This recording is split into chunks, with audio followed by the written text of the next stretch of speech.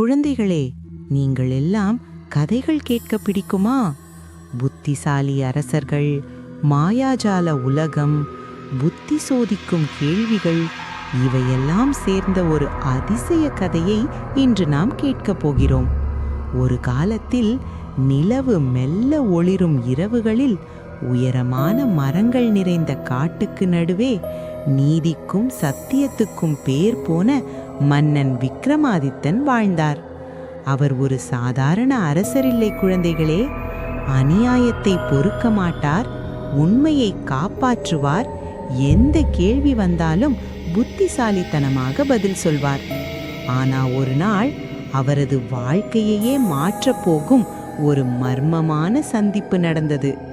அந்த இருண்ட காட்டில் ஒரு மரத்தில் தொங்கிக் கொண்டிருந்த ஒரு விசித்திரமான சடலம்.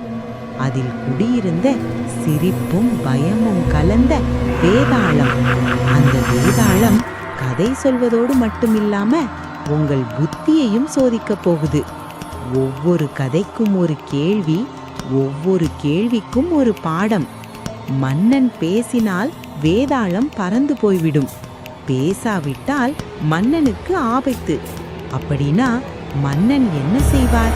வேதாளத்தின் கேள்விகளுக்கு சரியான பதில் சொல்வாரா?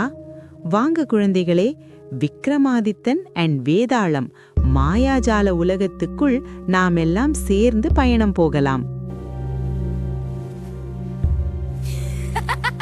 இருண்ட இரவில் மன்னன் விக்ரமாதித்தன் தனியாக அந்த அடர்ந்த காட்டுக்குள் நடந்தார். காற்று வீசியது, இலைகள் சத்தம் போட்டது. ஆனால் மன்னன் பயப்படவே இல்லை. ஏனென்றால் அவர் தைரியமான அரசர். அப்போதே அவர் பார்த்தார், ஒரு பெரிய மரத்தில் தலைகீழாக தொங்கிக் கொண்டிருந்த ஒரு சடலம், ஜாம்பி. அது சாதாரண சடலம் இல்லை, அதில் குடியிருந்தது வேதாளம், டெவில். அது மாயாஜால சக்தி கொண்டது, எப்போவும் சிரித்துக் கொண்டே இருக்கும். மன்னன் என்ன செய்தார்? 1. முதலில் மன்னன் அமைதியாக மரத்துக்கு அருகே சென்றார். வேதாளம் சத்தம் கேட்டால் பறந்து போய்விடும். 2. பிறகு மன்னன் ஒரு வழிபாடு செய்து தன்னுடைய மனதை உறுதியாக வைத்தார்.